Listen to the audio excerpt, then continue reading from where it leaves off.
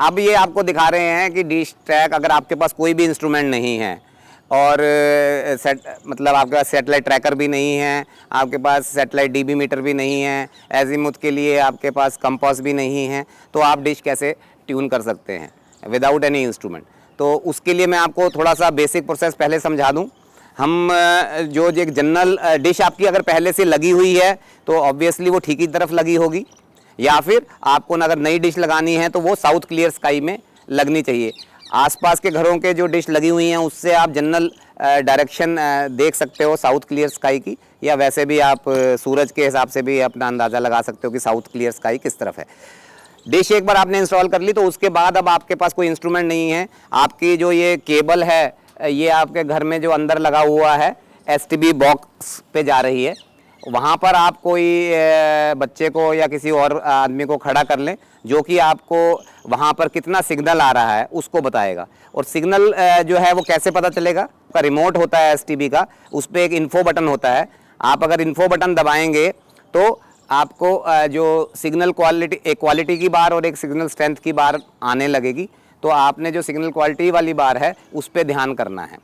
और इस डिश में हम इसको जो हमारी मतलब एक्सपेक्टेड डायरेक्शन है उससे काफ़ी लेफ़्ट से शुरू करेंगे और जो एक्सपेक्टेड डायरेक्शन है उस पे आएंगे और उससे बियॉन्ड भी जाएंगे।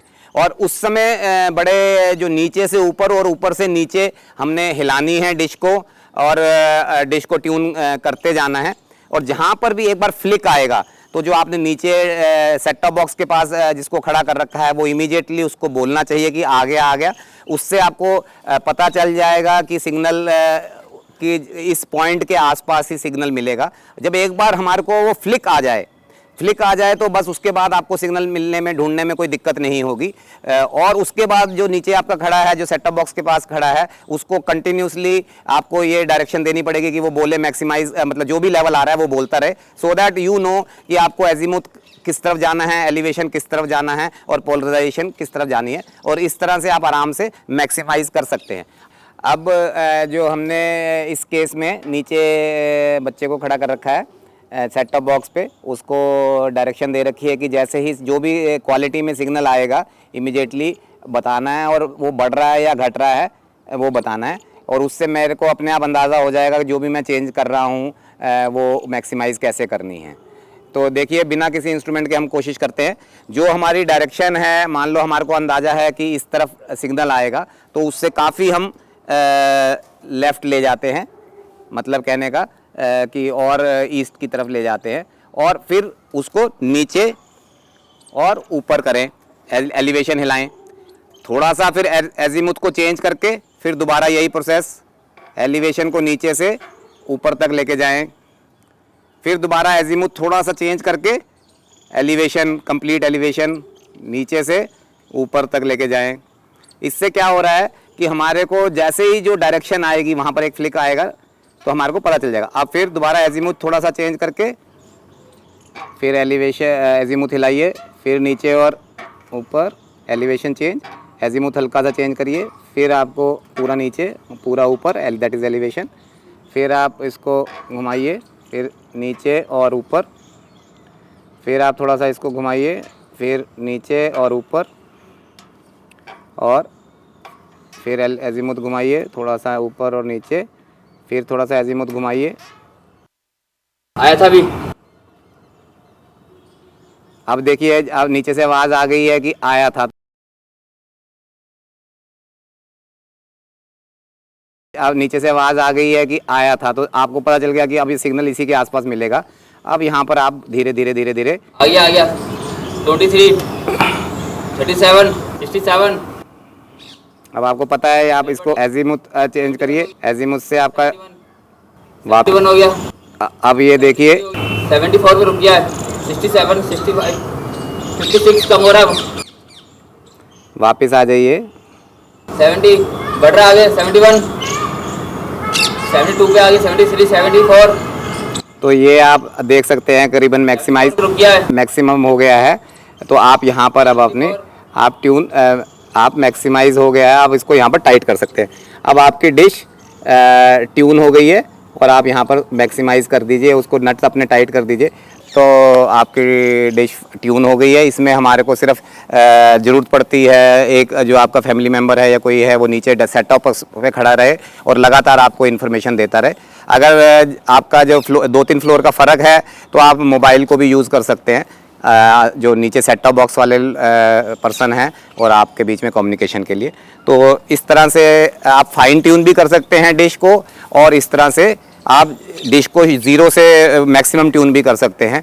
और आपको जनरली वैल्यू पता होती है जब आपका कोई भी डिश ट्यून हुई है तो मैक्सिमम सिग्नल क्वालिटी आपकी कितनी गई है, तो आपको करीबन वही अचीव करनी होती है। और ये एक और चीज़ बता दूं, अलग अलग ट्रांसपॉन्डर्स जो हैं आपके उसमें, उसके लिए अलग अलग मैक्सिमम होगा।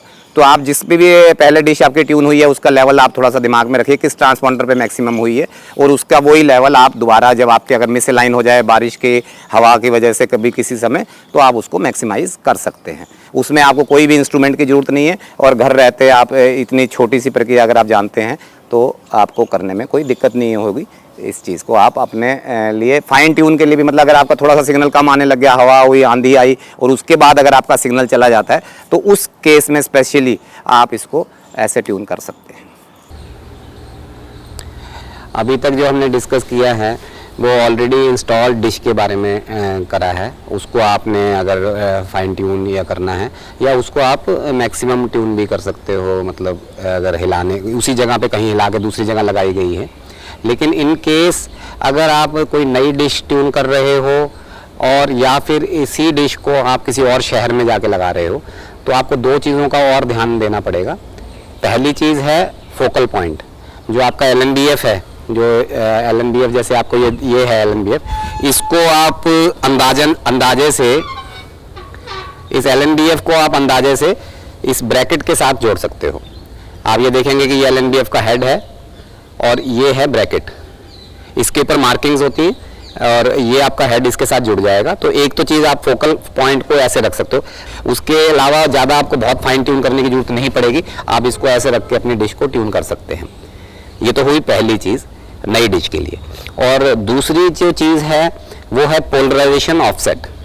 इस समय ये बिल्कुल देखिए बिल्कुल डाउन है, तो पूरा वर्टिकल है, वर्टिकल पोलराइज्ड है। लेकिन हर शहर के हिसाब से और हर सैटेलाइट के हिसाब से पोलराइजेशन अलग एंगल होते हैं। दिल्ली में हमारा जो GSAT 15 है उसके लिए -27 डिग्री है, -27 डिग्री। तो -27 डिग्री के लिए मैं आपको बता दूं, इस समय ये 0 डिग्री है, बिल्कुल वर्टिकल है तो ये 0 डिग्री है। और इसके ऊपर मार्किंग्स दी रहती हैं, ब्रैकेट के ऊपर जो LNBF ब्रैकेट है इसके ऊपर मार्किंग्स दी जाती हैं, जिससे कि आप एंगल सेट कर सकते हो। लेकिन ब्रॉडली स्पीकिंग आपको सामने खड़े होके, डिश के सामने खड़े होके, अगर माइनस है तो क्लॉकवाइज घुमानी है फीड को। ये देखिए मैं आपको करके दिखाता हूँ, -27 डिग्री है तो मैं इसको आपको ये करीबन मैंने आपको -27 डिग्री, मतलब सामने खड़े होके क्लॉकवाइज घुमानी है। तो ये अब -27 डिग्री पोलराइजेशन ऑफसेट हो गया, तो ऐसे सेट करनी पड़ेगी आपको। तो ये चीज़ आपको करनी पड़ेगी, और इसकी डिटेल्स में आपने जाना है तो हमारे NABM YouTube चैनल पे और वीडियो पड़ी हैं जिसमें फंडामेंटल्स ऑफ डिश ट्यूनिंग बताया गया है। उसमें ये फोकल पॉइंट और पोलराइजेशन ऑफसेट के बारे में बहुत डिटेल में बताया गया है। और जो नई डिशेज़ हैं, नई सेट टॉप बॉक्सेस हैं, उनमें DD फ्री डिश के लिए पैरामीटर्स ऑलरेडी एंटर्ड होते हैं। और अगर आपको उसके बारे में भी और ज़्यादा इन डेप्थ नॉलेज चाहिए, जानकारी चाहिए, तो उसके लिए भी हमारी NABM YouTube चैनल पे वीडियोस पड़ी हैं, आप उनको देख सकते हैं और उसके बारे में आगे जानकारी ले सकते हैं। थैंक यू, धन्यवाद।